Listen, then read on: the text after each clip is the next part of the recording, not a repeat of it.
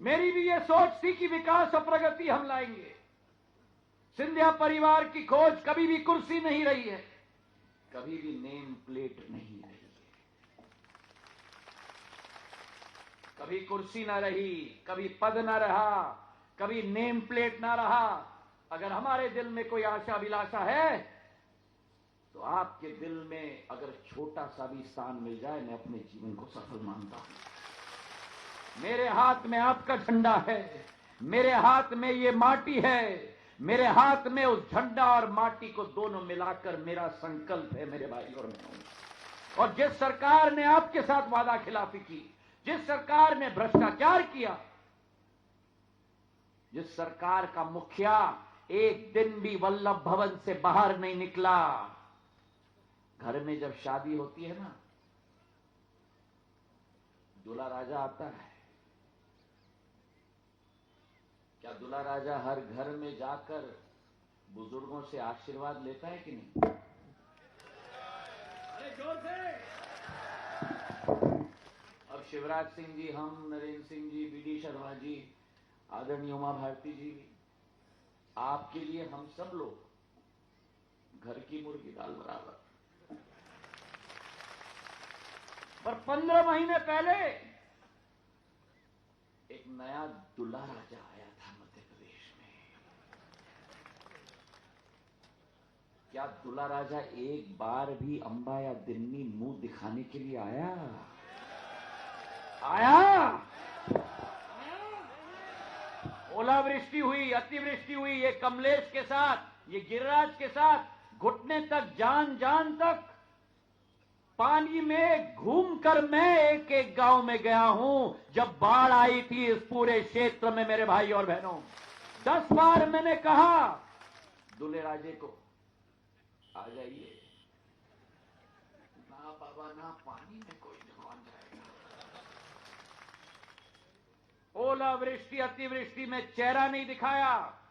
15 महीने में वल्लभ भवन में बैठकर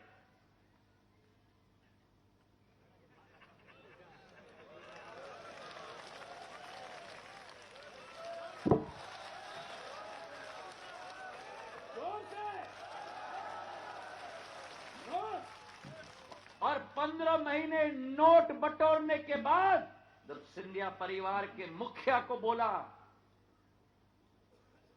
सड़क पे आ जाओ,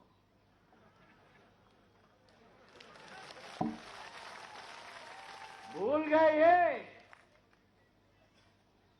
1967 में मेरी दादी राजमाता साहब ने डीपी मिश्रा जी की सरकार, कांग्रेस की, मध्य प्रदेश में स्थापित किया था।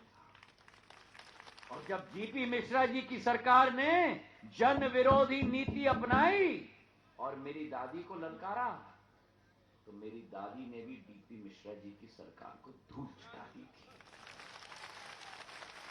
तो वही खून मुझ में है, मेरी दादी का, मेरे पूज्य पिताजी का। हम अपना अपमान सहेंगे,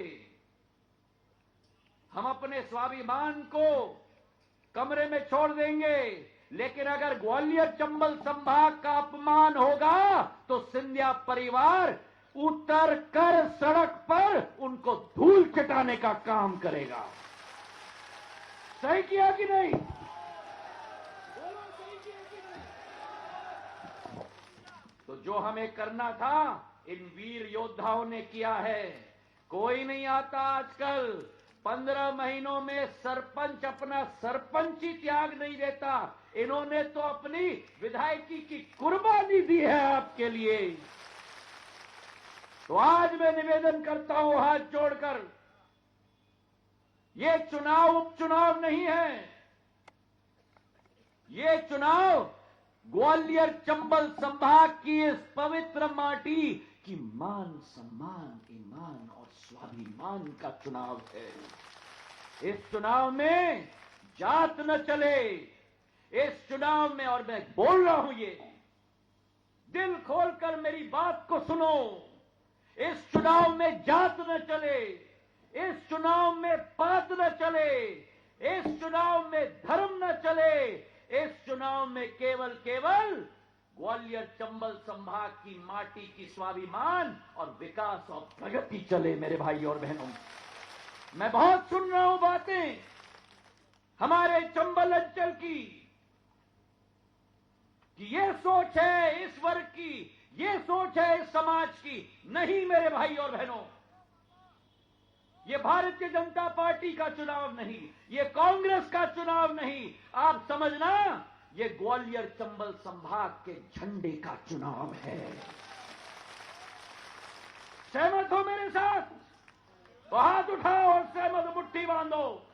ये चुनाव गिरिराज और कमलेश नहीं लड़ रहे, ये चुनाव नरेंद्र सिंह तोमर जी का चुनाव है, ये चुनाव विष्णुदत्त शर्मा जी का चुनाव है, ये चुनाव मेरी आदरणीय उमा भारती जी का चुनाव है। देखिएगा मेरी तरफ।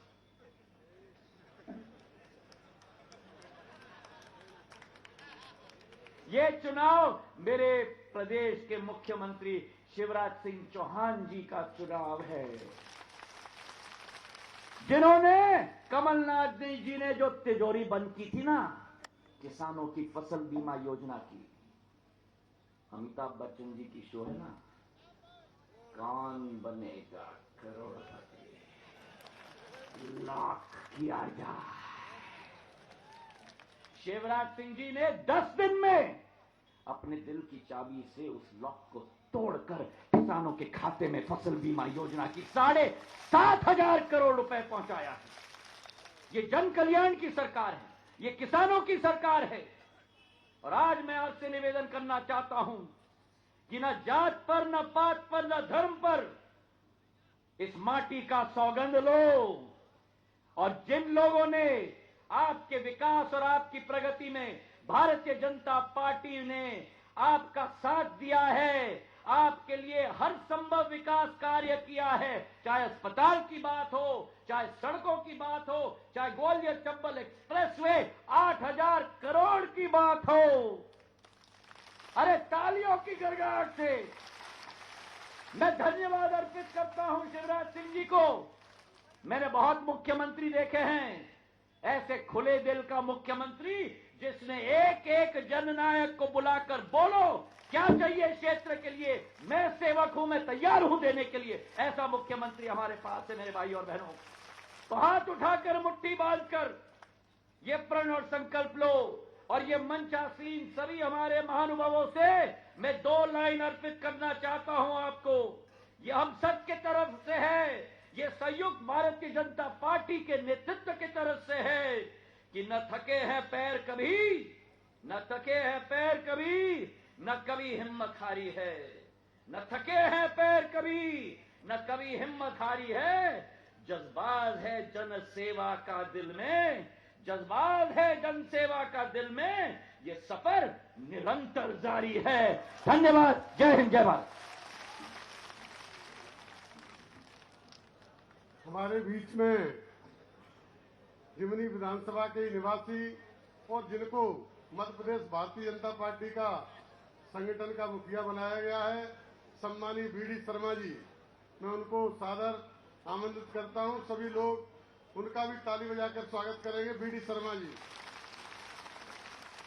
जो मध्य प्रदेश भारतीय जनता पार्टी की बागडोर हमारे आदरणीय बीडी शर्मा जी के हाथ में है, जिनके कुशल संगठन में भारतीय जनता पार्टी का प्रत्येक कार्यकर्ता उत्साह के साथ काम कर रहा है। ऐसे सम्मानीय बीडी शर्मा जी, शर्मा जी को आमंत्रित करता हूं।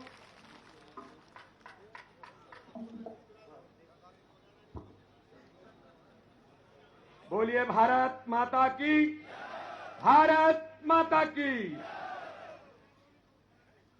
सिहोना की सभा में आज हमारे बीच उपस्थित मध्य प्रदेश के लाडले नेता, मध्य प्रदेश के यशस्वी मुख्यमंत्री, जिन्होंने इस मध्य प्रदेश को एक स्वर्णिम मध्य प्रदेश बना करके खड़ा किया, ऐसे आदरणीय शिवराज सिंह चौहान जी, भारतीय जनता पार्टी की पूर्व मुख्यमंत्री और इस मध्य प्रदेश के अंदर एक दुरावस्थावादी कांग्रेस की सरकार को जिन्होंने मध्य प्रदेश के अंदर उखाड़ करके फेंक दिया था, ऐसी आदरणीय सुश्री उमा भारती जी, मध्य प्रदेश के हमारे अपने इसी चंबल के लाडले नेता और इसी क्षेत्र के हमारे जहां पर पैदा हुए ऐसे आदरणीय केंद्रीय मंत्री नरेंद्र सिंह जी तोमर हमारे बीच में उपस्थित हैं।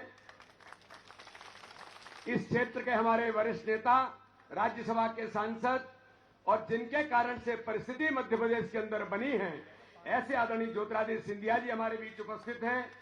हमारे अनुसूचित जाति मोर्चे के राष्ट्रीय अध्यक्ष आदरणीय लाल सिंह आर्य जी, हमारे मंत्री भाई रामखिलावन पटेल जी, हमारे वरिष्ठ नेता आदरणीय मुंशीलाल जी, प्यारे सिंह तोमर जी, शिवमंगल सिंह जी, राधेलाल बघेल जी, हमारे गिरिराज दंडोतिया जी जो इस क्षेत्र के हमारे लोकप्रिय प्रत्याशी हैं, आदरणीय कमलेश जाटव जी, मेघ सिंह गुर्जर जी, महेंद्र यादव जी, सत्येंद्र तोमर जी, सभी सम्मानीय मंडल अध्यक्ष, वरिष्ठ पदाधिकारीगण और इस अवसर पर उपस्थित मेरे इस क्षेत्र के जनता जनार्दन भाई और बहनों, मैं दोनों हाथ जोड़ करके आप सबको प्रणाम करता हूं। आप सबकी सभा में आप सबका बहुत बहुत अभिनंदन करता हूं। समय बहुत कम है। आदरणीय दीदी को, नरेंद्र सिंह जी को और माननीय मुख्यमंत्री जी को हमको सुनना है। मित्रों, केवल मैं एक दो बात कह करके बात को समाप्त करूंगा।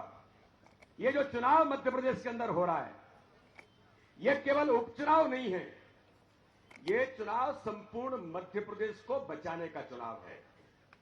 ये चुनाव उन गरीब जनता के, उन लोगों का चुनाव है जिन लोगों के हक और अधिकार को कमलनाथ की सरकार ने छीन लिया था। हमारे प्रदेश के मुख्यमंत्री शिवराज सिंह चौहान बैठे हैं, चौथी बार मुख्यमंत्री बने हैं। 15 वर्षों के अंदर सत्यदेव उमा जी ने जिसका प्रारंभ किया था और माननीय शिवराज सिंह चौहान ने उस कार्यकाल के अंदर मध्य प्रदेश के एक एक गरीब के मन और दिल को जीतने का जो काम किया था, अपने गरीब कल्याण की योजनाओं के माध्यम से। देश के प्रधानमंत्री नरेंद्र मोदी ने गरीबों के जीवन स्तर को ऊंचा उठाने का जो काम किया, किसान होंगे, नौजवान होंगे, हर समाज वर्ग के गरीब के लिए, वो किसी भी समाज का हो सकता है। लेकिन मित्रों, दुर्भाग्य इस मध्य प्रदेश का कि गलती से कोई एक ऐसी सरकार बीच में बन गई, किन्हीं कारणों से बनी, बीजेपी को वोट ज्यादा मिले थे, लेकिन 3, 4, 5 सीटों से गलती से इस प्रदेश का, देश का एक उद्योगपति हमारा मुख्यमंत्री बन गया।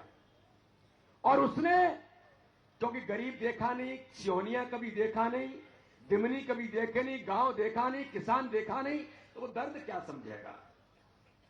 लेकिन मित्रों, आज मैं आपको गर्व से ये बात कहता हूं, अपने इस क्षेत्र में हम सब लोग, माननीय नरेंद्र सिंह जी भाई साहब, यहां से पैदा होकर के हम सबका सीना ऊंचा हो जाता है जब दिल्ली के अंदर प्रधानमंत्री के साथ बैठ करके वो देश के विकास के मुद्दे पर आगे ले जाने का बात करते हैं, तो इस क्षेत्र का नाम रोशन होता है।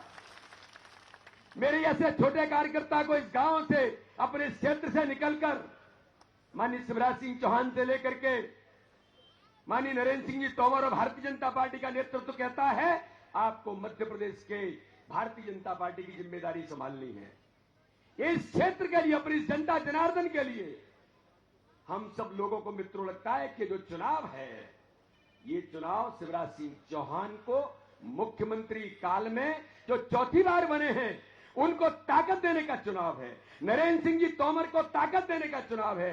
ज्योतिरादित्य सिंधिया को ताकत देने का चुनाव है। इस क्षेत्र की जो गरीब जनता है, इस क्षेत्र के विकास के उन मुद्दों को आगे ले जाने का चुनाव है। मित्रों, मैं एक बात आज आपसे पूछना चाहता हूं। दिग्विजय सिंह ने इस मध्य प्रदेश के अंदर कहा कि धारा 370 पुनः बहाली होनी चाहिए, जिसने 2003 से पहले इस मध्य प्रदेश का बंटा ढार कर दिया था। धारा 370 वो है। मैं चंबल के, सिहोनिया के, अंबा के नौजवानों को कहना चाहता हूं, धारा 370 के कारण पाकिस्तान में जो आतंकवाद बढ़ा और उस आतंकवाद के कारण से भारत जो अस्थिर करने का प्रयास हो रहा था, इस चंबल के नौजवान अपने उस भारत माता की रक्षा के लिए इस धारा 370 के कारण 1 इंच पीछे नहीं हटते थे।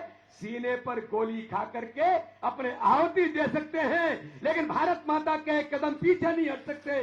इस धारा 370 को दिग्विजय सिंह कांग्रेस का नेतृत्व कहता है कि खत्म कर देना चाहिए, पुनः बहाली करनी चाहिए।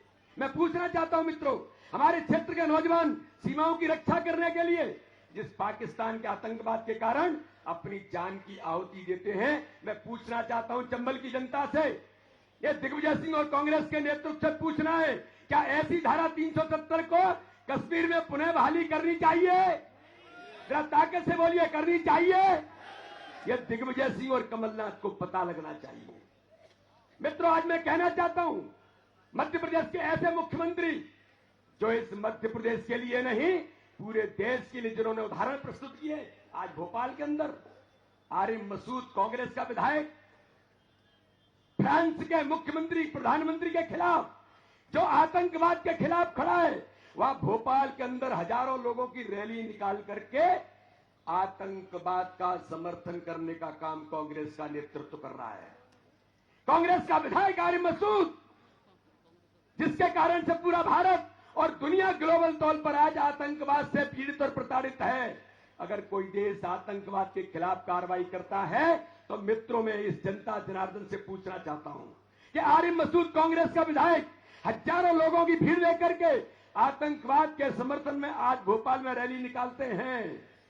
तो मित्रों, मैं पूछना चाहता हूं आपके माध्यम से कि सोनिया जी, आप कांग्रेस के अध्यक्ष हैं, राहुल जी, आप कांग्रेस के अध्यक्ष रहे हैं, कमलनाथ जी, आप मध्य प्रदेश के मुख्यमंत्री हैं, आप जरा बताइए कि जो आतंकवाद के समर्थन में आरिफ मसूद रैली निकाल रहे हैं, आप उसका समर्थन करेंगे या उसके खिलाफ कार्रवाई मध्य प्रदेश के अंदर होनी चाहिए? जो आतंकवाद का समर्थन कर रहा है, यह कांग्रेस का मूल कांग्रेस के चरित्र में है। मित्रों, जो आतंकवाद का कश्मीर में समर्थन करते हैं, जहां हमारे चंबल के नौजवान शहीद होते हैं, और आज आरिफ मसूद भोपाल के अंदर बैठ करके उनके समर्थन में रैली निकालता है। मैं मित्रों आपसे कहना चाहता हूं, आप हमारे यशस्वी मुख्यमंत्री को तालियों की गड़गड़ाहट के साथ धन्यवाद देना है। आरिफ मसूद के खिलाफ कार्रवाई करके ये मध्य प्रदेश ने बता दिया है, ये मध्य प्रदेश कभी आतंकवादियों का समर्थन करने वालों को इस मध्य प्रदेश की जमीन पर नहीं रहने देगा। इस मध्य प्रदेश के अंदर से ऐसे लोगों को उखाड़ करके फेंक देंगे। तो एक चंबल के जो नौजवान हैं, चंबल की हमारी जो माटी है, जो देश की रक्षा के लिए और देश की सीमाओं के लिए अपना बलिदान लेकर के खड़ी है, तो ये वो कांग्रेस है। इसलिए मित्रों, मैंने कहा ये जो चुनाव है, ये सामान्य चुनाव नहीं है, और ये केवल दिमनी का चुनाव नहीं है, केवल गिरिराज और कमलेश का चुनाव नहीं है। ये चुनाव इस देश के अंदर जो आतंकवाद का समर्थन करने वाली कांग्रेस है, उसके खिलाफ चुनाव है। यह देश के अंदर उस नेतृत्व का चुनाव है जो जनता जनार्दन के हितों को ताक पर रख करके केवल अपने बारे में विचार करते हैं कमलनाथ और दिग्विजय सिंह, और एक ऐसे नेतृत्व के बीच चुनाव है जो मध्य प्रदेश के मुख्यमंत्री शिवराज सिंह चौहान 24 घंटे जनता जनार्दन के लिए खड़े होकर अपने आप को लगा करके जान पर खेलकर जनता के लिए खड़ा होने का काम करते हैं। इसलिए मित्रों, मेरा आप सब लोगों से अनुरोध है कि इस क्षेत्र की आन और बान और शान के लिए आदरणीय नरेंद्र सिंह जी तोमर से लेकर हम सब लोगों के लिए एक सौभाग्य का अवसर है कि इस उपचुनाव में भारतीय जनता पार्टी जो देश और समाज के लिए, गरीबों के हितों के कल्याण के लिए काम करती है, उनके प्रत्याशी भाई गिरिराज दंडोतिया और भाई कमलेश जाटव को इन दोनों क्षेत्रों से जिताकर 28 की 28 सीटें लाने का संकल्प लेकर के इस चंबल की माटी से हमको आगे बढ़ना है। बोलिए, तैयार हैं? तो दोनों हाथ उठाइए और कमल का फूल कभी मत भूल के नारे के साथ जरा ऐसे करिए, बोलिए भारत माता की, भारत माता की जय, जय श्री राम। अब मैं इस क्षेत्र के लाडले सपूत केंद्रीय मंत्री नरेंद्र सिंह जी को आमंत्रित करता हूं। सभी लोग ताली बजाकर उनका स्वागत करें। भारतीय जनता पार्टी, नरेंद्र सिंह जी तोमर जिंदाबाद।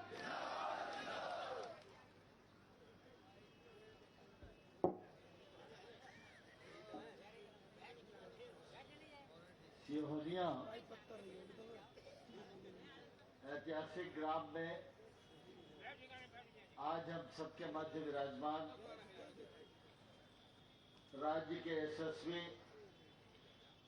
और लोकप्रिय मुख्यमंत्री माननीय श्री शिवराज सिंह चौहान साहब, हम सबकी आदर और श्रद्धा के केंद्र इस राज्य की पूर्व मुख्यमंत्री, केंद्र सरकार की पूर्व मुख्यमंत्री, मेरी बड़ी बहन परम श्रद्धेय उमा भारती जी,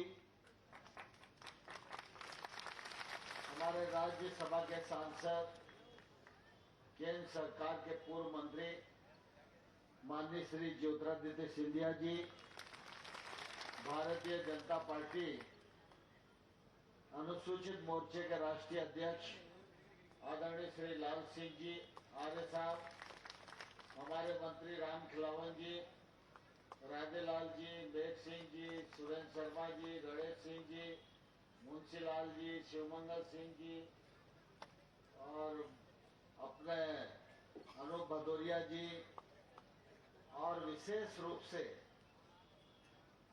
एक नाम मैंने जानबूझकर नहीं लिया क्योंकि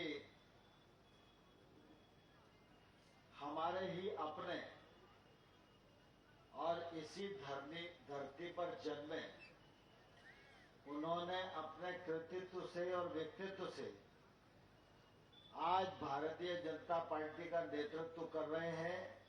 ऐसे हम सब की आन बान शान का प्रतीक भारतीय जनता पार्टी के प्रदेश के अध्यक्ष मान्यवर श्री विष्णु दत्त शर्मा जी, और जिन लोगों के कारण हम सब यहाँ इकट्ठा हुए, ऐसे भारतीय जनता पार्टी के लोकप्रिय प्रत्याशी श्री गिरिराज दंडोतिया जी, श्री कमलेश यादव जी,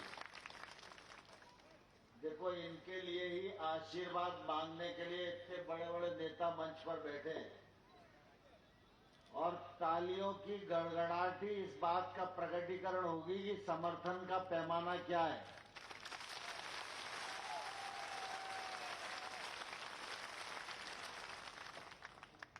मैं इस चुनाव में तीसरी बार सिहोनिया आया हूं, इसलिए बहुत लंबी बात मैं नहीं करूंगा क्योंकि आदरणीय दीदी उमा जी भी हैं, हमारे मुख्यमंत्री शिवराज सिंह जी भी हैं। वास्तव में तो भाषण उन्हीं का होना चाहिए। मैं एक दो संक्षिप्त में आपको निवेदन करना चाहता हूं। और मैंने जब सिहोनिया आया था तब भी किया, और जब गांव-गांव में, बहुत सारे गांव में आप सब लोगों को मिला तब भी किया। हम सब इन 15 महीनों में कांग्रेस की जब सरकार थी तो गांव की भाषा में हम कहते हैं कि अघा गए थे। अघा गए थे कि नहीं अघा गए थे? जहां जाओ वहां एक ही बात होती थी कि इससे तो भारतीय जनता पार्टी की सरकार अच्छी थी।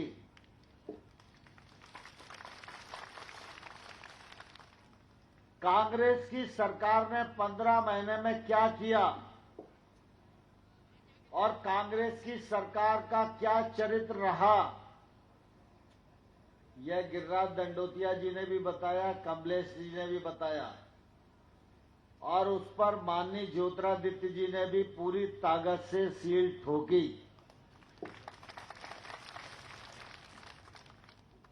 लेकिन आज जो उपचुनाव हो रहा है, यह उपचुनाव आपकी इच्छा पर सील लगाने के लिए हो रहा है।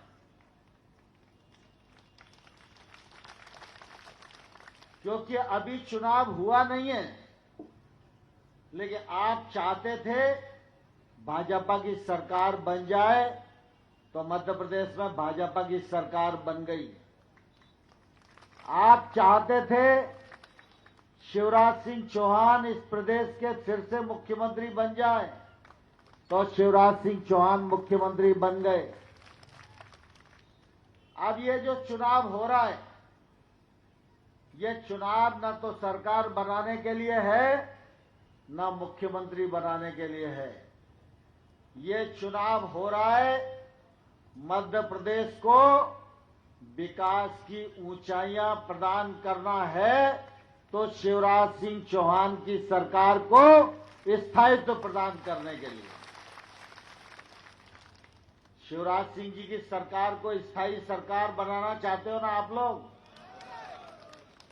जोर से बताओ, बनाना चाहते हो कि नहीं बनाना चाहते? और शिवराज जी की सरकार तभी स्थायी सरकार बनेगी जब आप गिरिराज दंडोतिया और कमलेश जाटव को जिताकर मध्य प्रदेश की विधानसभा में भेजोगे। इसी के लिए आज विशेष रूप से सारा नेतृत्व सिहोनिया की धरती पर आप सबको अपील करने के लिए, आप सबको प्रार्थना करने के लिए आया है। विष्णुदत्त शर्मा जी अभी आप सबके बीच में कह रहे थे, क्या हम ऐसी कांग्रेस को वोट देना पसंद करेंगे जो धारा 370 समाप्त करने का विरोध करती हो? क्या हम ऐसी कांग्रेस को वोट देना पसंद करेंगे जो अयोध्या में भगवान राम का मंदिर बनाने का विरोध करती हो? तो यह चुनाव संकीर्णता का चुनाव नहीं है, यह चुनाव जात और पांच का भी चुनाव नहीं है, यह चुनाव पंचायत की पार्टीबंदी का भी चुनाव नहीं है। इस चुनाव में वोट तो आपका एक होगा, लेकिन आपका एक वोट यह गिरिराज दंडोतिया को मिलेगा या कमलेश जाटव को मिलेगा, लेकिन आपका ये वोट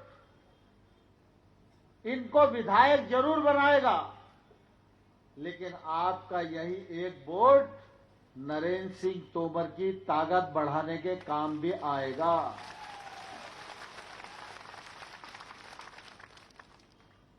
आपका वोट तो एक ही होगा, और वो वोट जब कमल पे डलेगा तो विधायक तो कमलेश और गिरिराज बनेंगे, लेकिन आपका ये एक वोट शिवराज सिंह चौहान की सरकार को स्थायी सरकार बनाने के काम आएगा। वोट तो आपका एक ही होगा और वो कमल पर पड़ेगा, कमलेश और गिरिराज को विधायक बनाएगा, लेकिन यह एक वोट हमारी बहन उमा भारती की ताकत बढ़ाने के काम आएगा। वोट तो आपका एक ही होगा और उस वोट से कमलेश और गिरिराज यही विधायक बनेंगे, लेकिन यही एक वोट माननीय ज्योतिरादित्य सिंधिया का सम्मान बढ़ाने के काम भी आएगा। और बंधुओं, वोट सिर्फ दिमनी और अंबा के काम नहीं आएगा। जब बटन कमल का दबता है तो वोट भारतीय जनता पार्टी पर पड़ता है, और जब भारतीय जनता पार्टी की ताकत बढ़ती है तो दिल्ली में नरेंद्र मोदी की ताकत बढ़ती है। और हम सब इस बात को भलीभांति जानते हैं कि नरेंद्र मोदी के आगे पीछे कोई नहीं है, देश है और देश की जनता है। आप सबने बहुमत देकर नरेंद्र मोदी को ताकत दी, तो पठानकोट में पाकिस्तान के आतंकवादियों ने हमला किया तो नरेंद्र मोदी चैन से नहीं बैठे, पाकिस्तान में 250 मील भीतर घुसकर पाकिस्तान को मारने का काम किया। और आज फिर ये उपचुनाव हो रहा है। इस चुनाव में सरकार शिवराज सिंह जी की स्थायी होगी, ताकत भारतीय जनता पार्टी की बढ़ेगी, ताकत नरेंद्र मोदी की बढ़ेगी और नरेंद्र मोदी की ताकत बढ़ेगी तो भारत माता की तरफ कोई आंख उठाकर देखेगा तो उसको माकूल जवाब देने का काम किया जाएगा। तो इस चुनाव को स्थानीय परिप्रेक्ष्य में कृपा करके न देखें। मैंने आपसे बातचीत और चौपाल पर भी कहा है, गिरिराज से और कमलेश से गलती हो सकती है। वो कल कांग्रेस पार्टी के सदस्य थे, लेकिन आज वो भारतीय जनता पार्टी के प्रत्याशी हैं। भारतीय जनता पार्टी के विधायक के रूप में आप अगर उनको अपना आशीर्वाद दोगे तो नरेंद्र सिंह तोमर उनकी गारंटी लेने के लिए आपके बीच में आया है। मुख्यमंत्री आपके बीच में गारंटी लेने के लिए आए हैं। हमारी बहन उमा भारती जी गारंटी लेने के लिए आई हैं और ज्योतिरादित्य सिंधिया जी भी गारंटी लेने के लिए आए हैं। आप सबका आशीर्वाद इन दोनों को मिलेगा या नहीं मिलेगा? देखो, दशहरा और नवरात्रि अभी गई है और दिवाली आने वाली है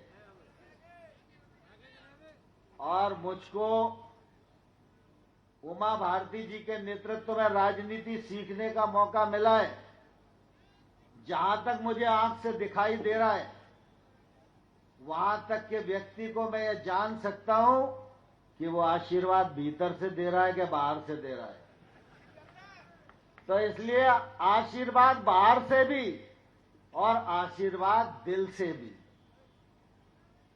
कोई भी परिवर्तन दिमाग से ही नहीं होता, बड़ा परिवर्तन हमेशा दिल से होता है। और आज जो परिस्थिति खड़ी हुई है, इस परिवर्तन के पीछे भी ज्योतिरादित्य सिंधिया का दिमाग नहीं, ज्योतिरादित्य सिंधिया का दिल है, इसलिए परिवर्तन खड़ा हुआ है। तो भीतर और बाहर दोनों से समर्थन देंगे तो जोरदार हाथ उठाओ दोनों। और ये पंजे को तो सिंधिया जी ने घड़ी करके राहुल गांधी के पास भेज दिया है। हनुमान जी की मुष्टिका बांधो। भारत माता की, भारत माता की। बहुत बहुत धन्यवाद। हमारे बीच में राष्ट्रीय नेता पूर्व मुख्यमंत्री उमा भारती जी संबोधन करेंगी। सभी लोग ताली बजाकर उमा भारती दीदी का स्वागत करें।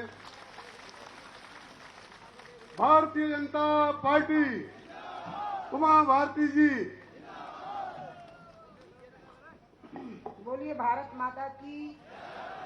मंच पर उपस्थित प्रदेश के यशस्वी मुख्यमंत्री आदरणीय श्री शिवराज सिंह जी चौहान जी, केंद्र में हमारे मंत्री तथा हमारे वरिष्ठ नेता, मेरे बड़े भाई, छोटे नहीं हैं, हाँ बड़े हैं, हाँ मेरे बड़े भाई आदरणीय श्री नरेंद्र तोमर जी, प्रदेश के अध्यक्ष श्री बीडी शर्मा जी, मेरे जिगर के टुकड़े ज्योतिरादित्य सिंधिया जी,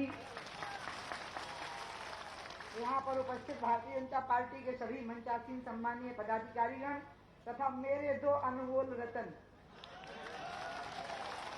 कमलेश यादव जी, गिरिराज दंडोतिया जी, यहाँ पर उपस्थित सभी माताओं, बहनों एवं भाइयों।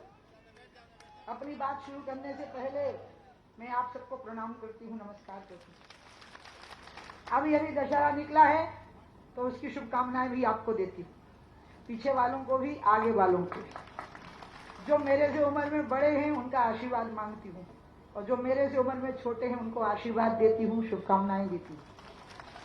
मैं अभी अभी कोरोना से निकली हूँ, करीब 15 दिन पहले, इसलिए मैं भगवान राम से प्रार्थना करती हूँ कि जैसे दशहरे के दिन आपने रावण का संहार किया था, इस भूमंडल से आप कोरोना का भी संहार कर दीजिए।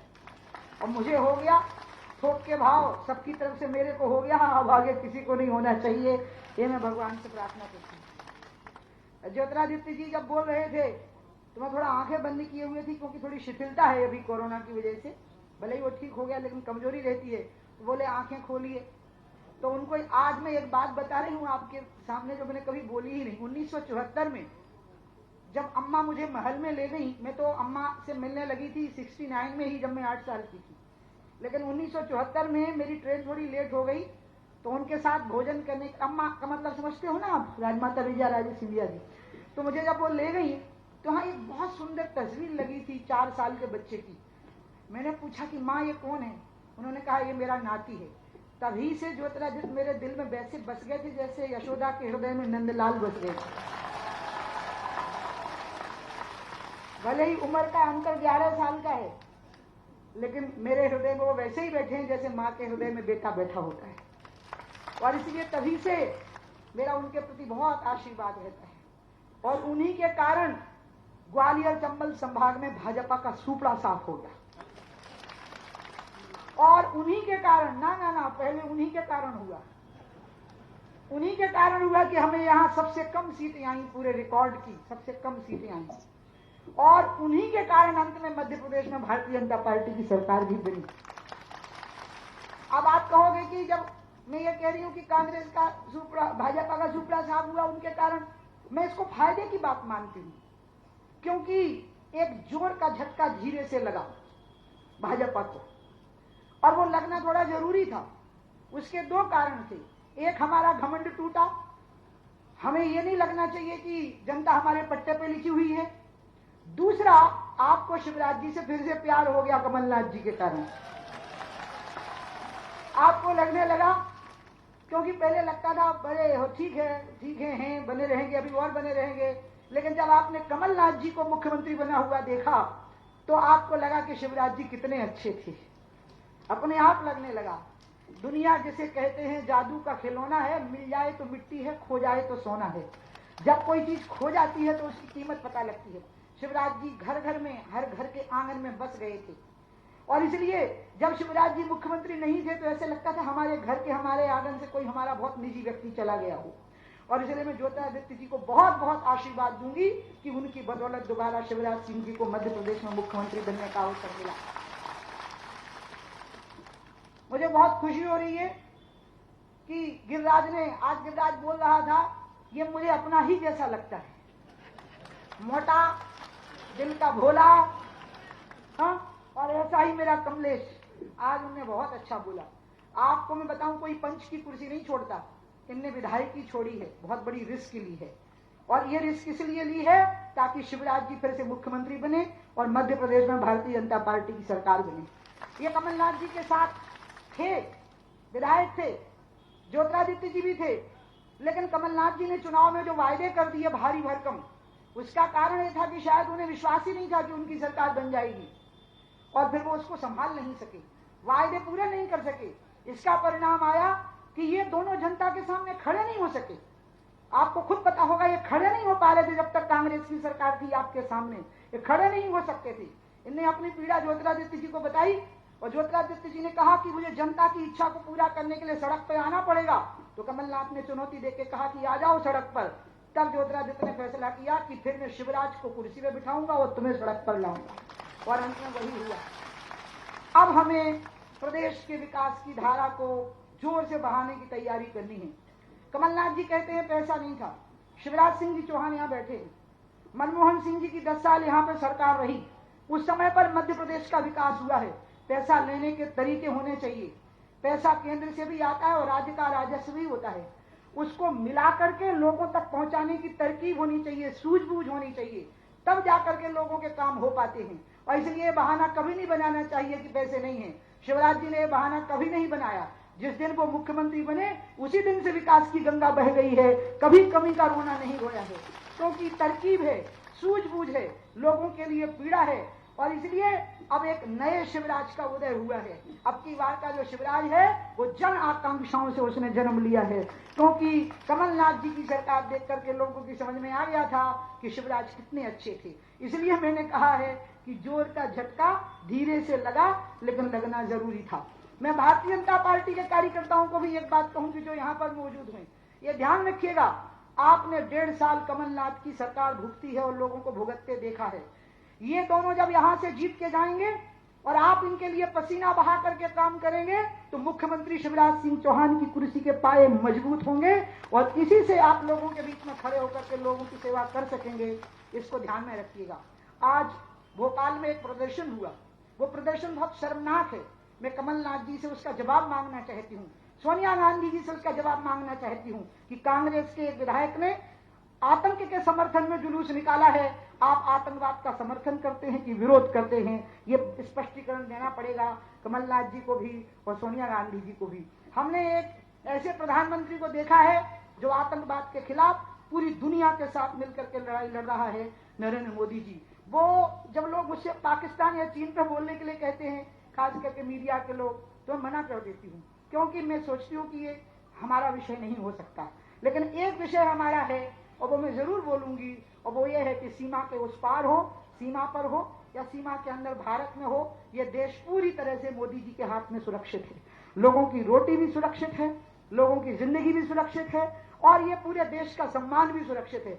मोदी ने बहुत सारी चीजें इस देश को दी हैं, रोटी दी, रोजगार दिया, और रामलला के सामने तो आपने उनको साष्टांग लेटे हुए देखा, 370 हटाई, कितना कुछ दिया। लेकिन अगर आप मुझसे एक शब्द में पूछेंगे कि मोदी जी ने हमको क्या दिया, तो मैं कहूंगी कि मोदी जी ने हमको हिंदुस्तानी होने का गौरव प्रदान किया है, हमको गर्व प्रदान किया है।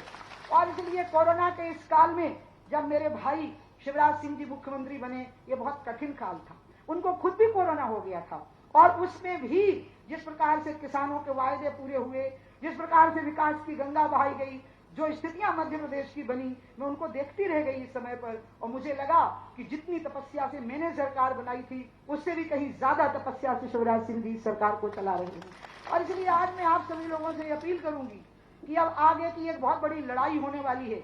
राम मंदिर का निर्माण हो गया, अब राम राज्य के निर्माण की तैयारी होने वाली है।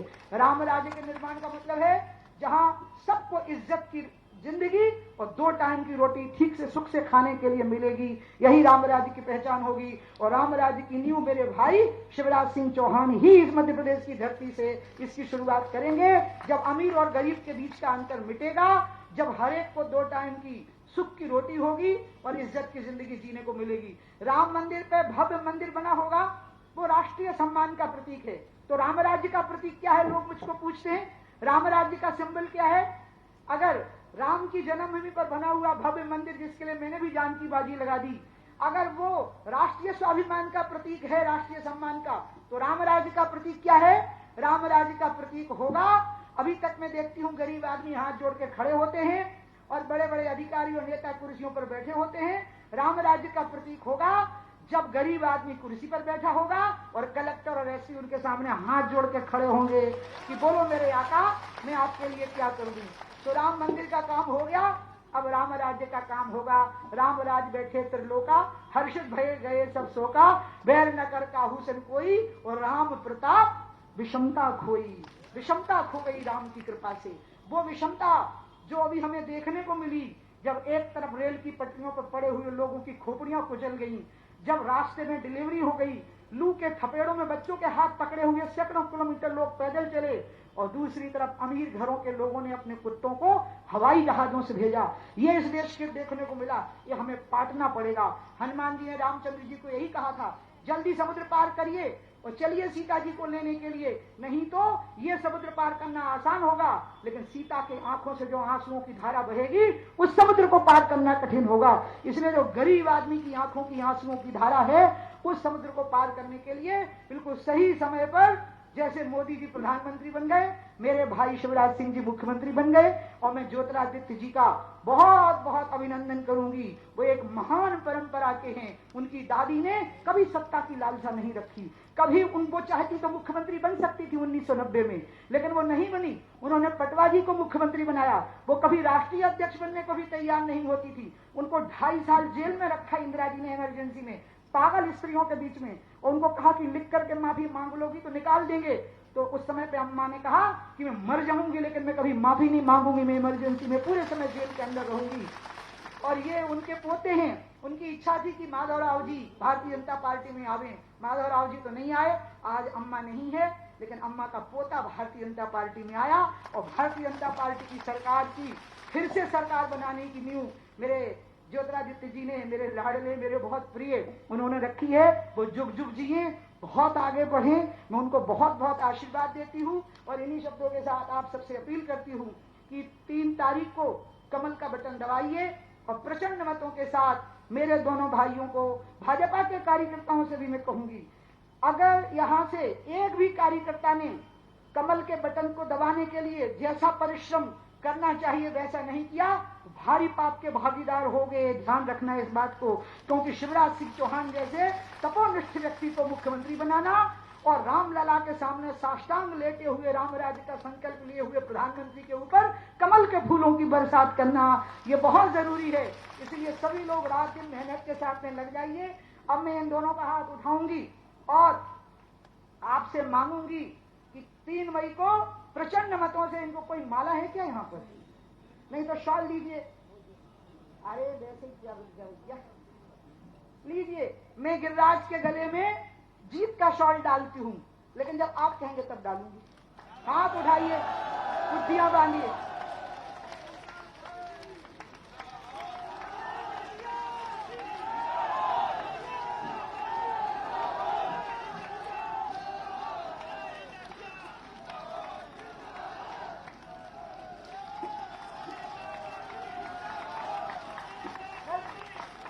इन्हीं शब्दों के साथ मैं अपनी बात समाप्त करती हूँ। मैं और बीडी शर्मा जी पहले निकल जाएंगे। मैं अपने बड़े भैया आदरणीय शिवराज जी से माफी मांगती हूँ, क्योंकि हम थोड़ा, जो हेलीकॉप्टर है वो पहले हमारा लैंड हो जाए तो हम पहले निकल जाएंगे और फिर शिवराज जी और आदरणीय नरेंद्र तोमर जी, ज्योतिरादित्य जी छठे उसके, इसलिए मैं शिवराज जी का भाषण प्रारंभ होने से पहले ही मन से निकल जाऊंगी। लेकिन उसके पहले आप उठाइए हाथ, बोलिए भारत माता की, गंगा माता की, गौ माता की, राजा रामचंद्र की, बजरंगबली की। 3 तारीख को कमल का बटन दबेगा, शिवराज जी पर आपका आशीर्वाद रहेगा, मोदी जी तक आपका संदेशा जाएगा, गिरिराज और कमलेश भोपाल जीत के पहुंचेंगे। बोलो भारत माता की जय, जय श्री राम। मैं आमंत्रित करता हूं प्रदेश के लोकप्रिय मुख्यमंत्री शिवराज सिंह चौहान को। सभी लोग तालियां बजाकर शिवराज जी का स्वागत करेंगे। भारतीय जनता पार्टी, शिवराज सिंह चौहान जिंदाबाद। आदित्य सिंधिया जी के सामने भाई लाल सिंह आर्य जी है, हमारा नेतृत्व है, राधेलाल जी सहित, हमारे पटेल साहब सहित, वरिष्ठ नेताओं सहित, क्योंकि समय बहुत कम है, यहाँ बैठा है। मेरे बहनों और भाइयों, आपने जो विश्वास व्यक्त किया है भारतीय जनता पार्टी में, शिवराज सिंह चौहान आपको वचन देता है कि जान भले ही चली जाए, आपका विश्वास टूटने नहीं दूंगा। कांग्रेस और भाजपा में यही फर्क है। कांग्रेस में कौन सी कांग्रेस?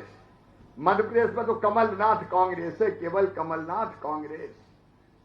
कांग्रेस के अध्यक्ष कमलनाथ, नेता प्रतिपक्ष कमलनाथ, मुख्यमंत्री का मौका आए तो कमलनाथ, युवाओं के नेता नकुलनाथ, बाकी कांग्रेस हो गई अनाथ।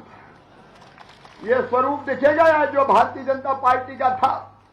आदरणीय उमा जी, आदरणीय नरेंद्र सिंह जी, आदरणीय बीडी शर्मा जी, आदरणीय सिंधिया जी, शिवराज सिंह चौहान, लाल सिंह आर्य, ये संयुक्त भारतीय जनता पार्टी है मेरे कार्यकर्ता बहनों और भाइयों। और आज जो अपेक्षा व्यक्त की है, ये गिरिराज जी मेरे मंत्री हैं और ये कमलेश यादव, बताओ भैया दोनों मैंने किसी काम के लिए मना किया क्या? जोर से बता दो, मना किया क्या? इनने जो विकास के काम बताए मैंने किए, लेकिन गिरिराज जी और कमलेश जी, अरे अभी तो ये ट्रेलर है विकास का, पिक्चर अभी बाकी है। 3 साल है, विकास की गंगा बहेगी। और नरेंद्र सिंह तोमर जी जैसे हमारे नेता हमारे साथ है, जो केंद्र में मंत्री है, दिल्ली से भी पैसा आएगा। और मैं कमलनाथ की तरह कभी नहीं कहूंगा मेरे पास पैसे नहीं है, मेरे पास पैसे नहीं है। अरे मैं कह रहा हूं मेरे पास कमी नहीं है, मेरे पास कभी नहीं है, मेरे पास कभी नहीं है। अरे वो काहे का नेता जो खुद ही रोए का पैसा नहीं है? पैसा नहीं तो मुख्यमंत्री काहे बन गया भैया? फिर तो कोई बन जाता, धन्नू पन्ना कल्लू लल्ला मन्ना, कोई बैठ जाता, रोता नहीं है नहीं है। अरे नेता वो है जो कठिन परिस्थितियों में से रास्ता निकाल के जनता को संकट के पार निकाल के ले जाए, वो नेता। और इसलिए हम विकास का रास्ता निकालेंगे। आप बताइए, पिछले साल भी बाजरा पैदा हुआ था, कमलनाथ ने बाजरे की खरीदी की थी क्या? एक एक दाना खरीदूंगा बाजरा का, चिंता मत करना। गेहूं भी खरीदा, बाजरा भी खरीदूंगा, धान भी खरीदूंगा। और सुन लो रे किसान भाइयों, कमलनाथ ने 0% ब्याज पे कर्जा देना बंद कर दिया था, अब फिर से 0% ब्याज पे कर्जा देना चालू। कर्जा माफ करके धोखा दिया था, रेगुलर डिफॉल्टर हो गए बेचारे, उन्हें भी नहीं भरे कि माफ ही हो रहा है। अब पता चला 18% ब्याज लग रहा है उन पे। तो सुन लो रे मेरे किसान भाइयों, मामा कह रहा है ब्याज की गठरी कमलनाथ ने आपके सिर पर रखी है, मामा शिवराज सिंह चौहान उतार देगा, चिंता मत करना। प्रधानमंत्री सम्मान, किसान सम्मान निधि प्रधानमंत्री जी 6,000 दे रहे थे, ये कमलनाथ जी ने सूची नहीं भेजी किसानों की, क्योंकि मोदी जी का नाम नहीं हो जाए। 77 लाख नाम मैंने जोड़ दिए। और फिर दिल ने कहा कि शिवराज, अरे चौथी बार बना है रे, कुछ तो सगुन के रूप में अभी किसानों को दे दे। तो 6,000 में 4,000 और मिला के 10,000 हर साल दूंगा। और सुन लो रे भैया, अभी तो ये शुरुआत है, थोड़ी कोरोना की कड़की है, पैसा और आने दो, कसर नहीं छोड़ूंगा रे, कसर नहीं छोड़ूंगा। इस पूरे इलाके में गिरिराज और कमलेश से भी कह रहा हूं, कोई गरीब भूखा नहीं सोना चाहिए। 1 रुपया किलो गेहूं चावल में 37 लाख नए नाम जोड़ दिए। और कोई हो तो पूरे नेतृत्व से कर रहा हूं, ढूंढ ढूंढ के ले आना, सूची बनाओ। गरीब की थाली खाली नहीं रहेगी बहनों और भाइयों, सबको भरपेट भोजन मिलेगा। और सुन लो मेरे बहनों और भाइयों, ये कमलनाथ जी ने, सिंधिया जी ने बात समझाया तो माने नहीं। मेरे भांजे भांजी, चाहे वो सामान्य वर्ग के हो, चाहे वो पिछड़े वर्ग के हो, चाहे वो SC ST के हो, मैंने तय किया था पढ़ने में अगर अच्छे हैं और उनके परिवार की वार्षिक आय 8 लाख रुपया से कम है और उनका एडमिशन मेडिकल कॉलेज में, IIT IIM में हो जाता है, तो फीस होती है 7-8 लाख रुपया साल। किसान नहीं दे सकता, गरीब नहीं दे सकता। और इसलिए मैंने तय किया था कि वो फीस बच्चों के मम्मी पापा नहीं भरवाएंगे, मामा शिवराज सिंह चौहान भरवाएंगे। कमलनाथ जी आपने बंद कर दी थी, अब चिंता मत करना रे भांजे भाइयों, मामा फिर से मुख्यमंत्री बन गया, फिर से फीस भरवाना चालू कर दिया जाएगा। सेठ कमलनाथ ने लैपटॉप देना बंद कर दिए थे, मैंने लैपटॉप देना फिर से चालू कर दिए। बहनों को लड़ुआ के लिए डिलीवरी के बाद पहले 4, बाद में 12-16 हजार देता था। सेठ कमलनाथ ने बहनों के मुंह से लड़ुआ भी छीन लिए थे, मामा ने फिर से देना चालू कर दिए। कन्यादान योजना के हम तो करते थे कन्यादान, तो एक गृहस्थी का सामान देते थे, इनका 51,000 दूंगा, धेला नहीं दिया। अब फिर से कन्यादान योजना चालू। भगवान ना करे एक्सीडेंट पे मौत हो जाए, हम 4 लाख देते थे ताकि विधवा बहन की जिंदगी आसान बन जाए। सेठ कमलनाथ ने छीन लिए, अब मामा ने फिर से चालू कर दिए। अरे कांग्रेस ने तो कफन के भी 5,000 गरीबों के खा लिए थे बहनों और भाइयों। बुजुर्गों की तीर्थ दर्शन यात्रा बंद कर दी। बुजुर्गों, कोरोना खत्म होने दो, ये श्रवण कुमार फिर से तीर्थ यात्रा पे ले जाएगा। और जब वो सब चीजें कांग्रेस ने करी, तो हमारे महाराज ज्योतिरादित्य सिंधिया जी ने उस सरकार को गिरा के जनता के साथ न्याय किया, प्रदेश को बचा लिया। इसलिए ताली बजा के ज्योतिरादित्य जी का स्वागत कीजिए। और ये मेरे दोनों साथी, मेरे पास समय नहीं है क्योंकि 5:15 बजे हेलीकॉप्टर नहीं उड़ा तो हम मुरैना नहीं पहुंच पाएंगे। आज मुरैना ग्वालियर दोनों जगह कार्यक्रम है। ये दोनों साथी इन्हें अपनी विधायकी छोड़ी और ईश्वर जानता है इनका कोई लालच नहीं था सिवाय इसके कि हमारे क्षेत्र का विकास हो। इन्हें विकास के लिए विधायकी छोड़ी है। इनका भी तालियां बजा के स्वागत कीजिए। और आपके सामने इन दोनों को मैं विश्वास दिलाता हूं ये जो काम बताएंगे शिवराज कोई कसर नहीं छोड़ेगा। बोलिए आप सबको विश्वास है? तो आइए एक बार फिर कमल के फूल का बटन दबाने का संकल्प लीजिए। भारत माता की जय बोल के बोलिए भारत माता की, भारत माता की। बहुत बहुत धन्यवाद, प्रणाम, नमस्कार। स्मृति चिन्ह भेंट करेंगे प्रसिद्ध